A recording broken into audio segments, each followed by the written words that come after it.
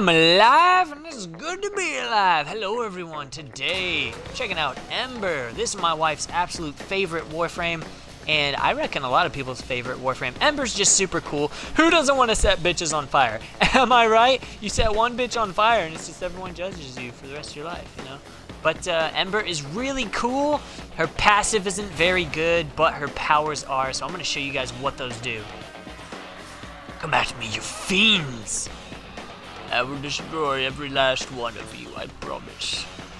So her first power is nothing special, honestly. You shoot a fireball. It is nice because it ignites enemies. It looks really cool. And for a very short period of time after casting it, you can set enemies on fire if they walk over its initial landing point. Though, to be honest, I don't really find it that helpful unless you hit someone directly with it. And it doesn't deal a terribly large amount of damage at later waves. So this is going to be good against early game enemies and not much else, unless you're just wanting to deal a status proc. It can be helpful for that because, as you know, some mods heal you for attacking enemies that have status effects on them, so it can be pretty helpful for that. Ember's second ability is really nice. It's called Accelerant. This stuns all enemies in the area for a very short period of time, but it increases all fire damage that you deal for the duration of the power. For me, it's around 45 seconds, so that's real nice, obviously, because every single power Ember has is fire-based, and this also works if you have any weapons with you that deal fire damage as well. Alright, and her third power, which is one of the coolest looking ones, I think, will create a ring of fire wherever you deploy it, which is awesome. This causes enemies within it to take fire damage over time. This is great for defense missions against the infested. Not a whole lot else, though, unless maybe you want to camp it up in a hallway somewhere against the Grenier, because, to be honest, if you want it to be a huge ring of fire, you're going to have to build specifically for power range and only power range, and that's going to negatively affect Ember's other powers, so I honestly wouldn't recommend that. Another reason I like this power is because when you cast it, not only does it create a ring, but as you can see, it also sends out that medium-ranged wave of fire, which has a chance of combusting enemies and causing them to be procced with a fire status effect.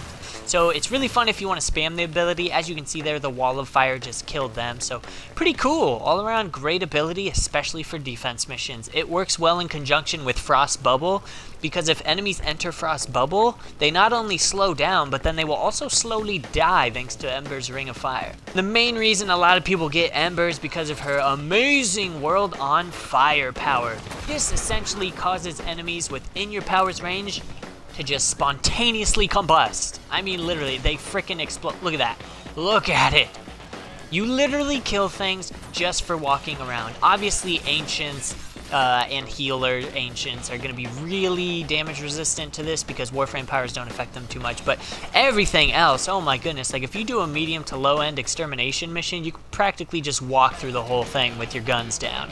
Unfortunately though, with my favorite Ember build, I build for range and efficiency with a little bit of power strength, so I'm noticing Ember isn't a super high damage dealing frame. Obviously you can counteract that a little bit by using her Accelerant power. That'll boost the damage of everything else she has. So she's really good, but in later waves, what you're honestly going to want to use her for is an augment mod for her ultimate ability called Firequake. This essentially causes enemies to be hit by it, like him right here. He's getting hit by it over and over.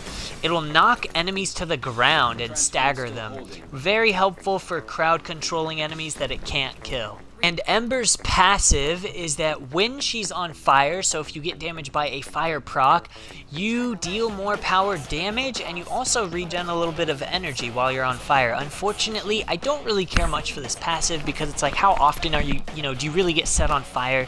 I guess if you're fighting Grenier Bombards and such, it'd be helpful, but at that point, let's be honest, the enemies have usually scaled to a point where you're not going to want to let them hit you. But, if you do get hit, maybe that's a nice little bonus for you. I would have liked something better, but she's still really fun aside from that. I'll show you the build I have on my Ember. I have Rejuvenation for some constant overtime healing to kind of counteract her squishiness. Transient Fortitude, Streamline, Intensify, Stretch, Constitution, Prime Continuity, and Vitality, and a nice Coaction Drift, which increases the effectiveness of my aura on other teammates and increases the effectiveness of their aura mods on me. Really nice.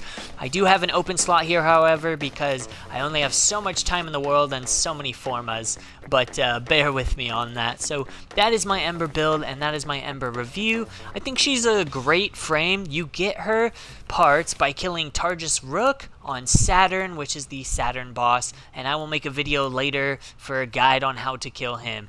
He's really not that bad to kill, so I think Ember's worth it. She's really cool, she deals a lot of damage over time, and I think you guys definitely need to check her out. I hope this video was helpful. I hope you guys have an awesome day, and I will see you in the next video. Peace out.